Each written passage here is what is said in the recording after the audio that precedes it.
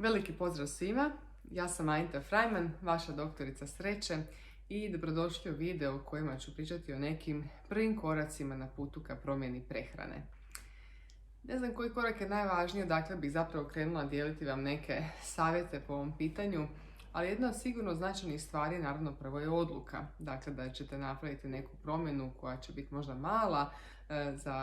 ne za vaš život, ali kako se kaže velika za čovječanstvo u konačnici, to jest ipak će prije ili kasnije imati značajan utjecaj za vas.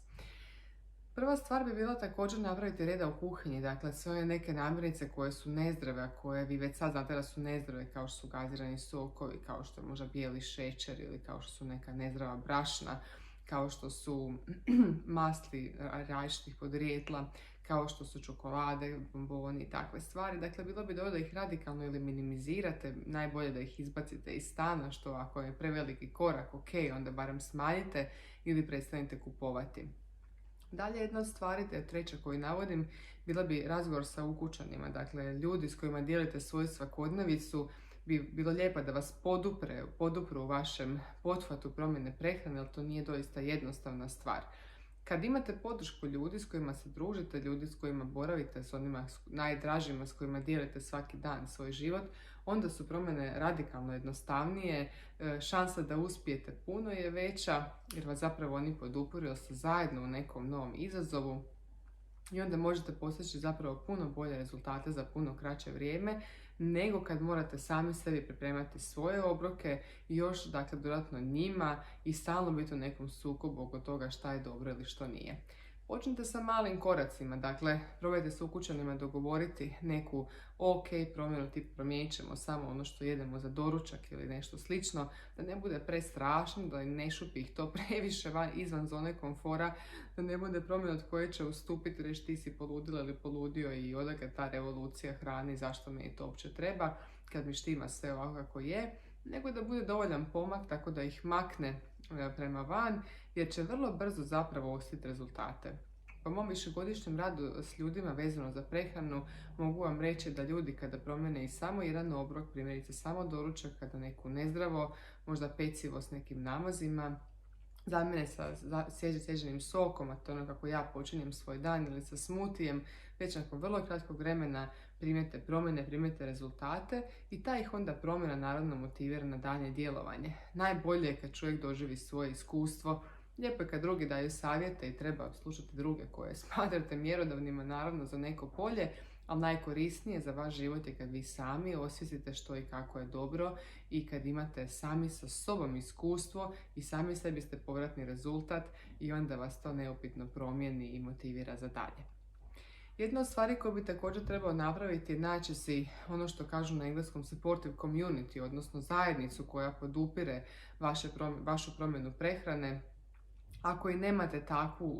u svom stvarnom, ovom fizičkom, realnom okruženju, imate društvene mreže, imate brojne grupe koje se bave ovakvim pitanjima, imate različite YouTube kanale, brojne videe ljudi koji su voljni i spremni podijeliti svoje iskustva. Uostalom možete pratiti i moj YouTube kanal i moj blog na kojem ću podijeliti recepte koje smatram da su jednostavni, lagani za napraviti, a koji su itekako ukusni i zdravi i koji su definitivno u sklopu mog 3H food koncepta, odnosno i happy, i healthy, i hedonic, dakle da su i zdravi i sretni recepti i da ste vi sretni, da je hrana ukusna, fina, hedonistička, kakva doista i treba biti da vam daje taj osjećaj zadovoljstva i sreće kojem svi težimo.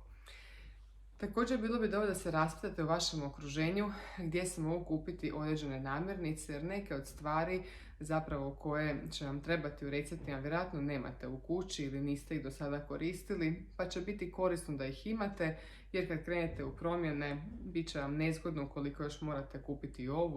ovu namirnicu, a ne znate ni gdje biste. Danas imate brojnih raznih web shopova, besplatne dostave iznad određenih iznosa novaca, tako da ne bi trebao biti veliki problem ukoliko se malo potrudite još jednu novu trgovinicu progurati u nekih vaš standard trgovina u kojem kupujete.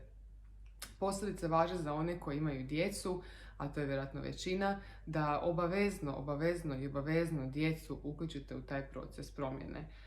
Moje dijete danas zna raditi gotovo sve recepte koje ja znam pripremati. Svako jutro cijedi svoj sokić i pije svojih 5 deci soka. Zna sve namirnice nabrojati, svo povrće, svo voće i sve stvari koje su nam bitne u kuhinji. To nije zbog toga što je on genijalno dijete ili što je posebno nadaren, nego zbog toga što jednostavno gleda mene, majku, koja sam mu naravno autoritet u tom smislu, i on zna da je mama za raw food, većinski i tako dalje. Tako da od malih nogu zapravo je sudjelovao sa mnom u kuhinji, gledao je što ja pripremam. Djeca nas, kao što znate, manje slušaju, a puno više gledaju šta mi radimo. Tako da ako ja njemu kažem da ne jede čokoladu, a i sama ju stalno konzumiram, dijete će upamtiti ono što je vidjelo, dakle praktično, a to što sam ja rekla nemoj, to će mu jednostavno ispariti kroz glavu. Zato je urnebesno bitno da djecu uključite u te svoje promjene, u te svoje procese, da ne naglašavate možda preveliko značajnost promjena, tipa od sutra ćemo napraviti revoluciju, sad mama pravi zdrave čokolade, sad ću ja svom mužu, sve zdravo, zdravo. Ljudi možda imaju averziju prema toj riječi zdravo na neki način, danas je sve nešto zdravo oko nas, a dapače baš i suprotno od toga, tako da radite male korake koliko su ljudi spremni prihvatiti, a da budu opet promjena. Jedna od takvih recimo zgodnih stvari je da si na neko vidno mjesto stavite zdrave grickalice, primjerice zato i držim cijeli ovaj video, ovu svoju posudicu koju sam dobila od prijateljice, u kojem mi uvijek stoje neki orašidi. Primjerice konkretno ja ovdje slijam bademe, brazilske orahe, lješnjake, pekane orahe, indijske orašiće i tako dalje. Uvijek sam nešto zgodno ili od sušenog voća ili od ovakvih grickalica nalazi na putu, tako da kad usput prolazite kuhinjom možete imati pri sebi, pored sebe, dakle nešto što je zdravo, nešto što je ukusno, nešto što doduše ovdje je puno masti, što će zasjetiti za čas, tako da i djeca vide da im češće takva zapravo hrana upada u oči, ne samo djeci nego i drugim ukućanima. Dakle, morate se sami pokrenuti, morate malo promijeniti svoj svijet, morate u top 5 ljudi ugurati nekoga ili barem u top 10 ugurati nekoga ko zna više o prehrani, nekoga ko će vam moći pomoći. Ako na to imate suputnike, super. Ako nemate, nemojte da vas to obeshrabri. Znam puno ljudi koji nisu imali podršku svojih obitelji, ali koji su ipak ustrajali u nekim svojim malim promjenama. Vjerujte mi, kasnije ljudi kad vide da se osjećate bolje, da se osjećate zdravije, da ste nasmiješeni, da imate više energije, sami će vas pitati kako to, zašto je tako dobro, šta ti radiš sa sobom, ili zašto si smršav, ili kako tako lijepo izgledaš, hej pa i ja to isto želim. To je onda pravi trenutak u kojem vi zapravo skačete i govorite im ok, ako si me pitao, evo reću ti kako ja to radim. Do tog trenutka budite uporni, filujte se informacijama i naravno djelujte. I nemojte zaboraviti na svoju zdravu zdjelicu, negdje da vam bude pri ruci svaki dan. Pozdrav!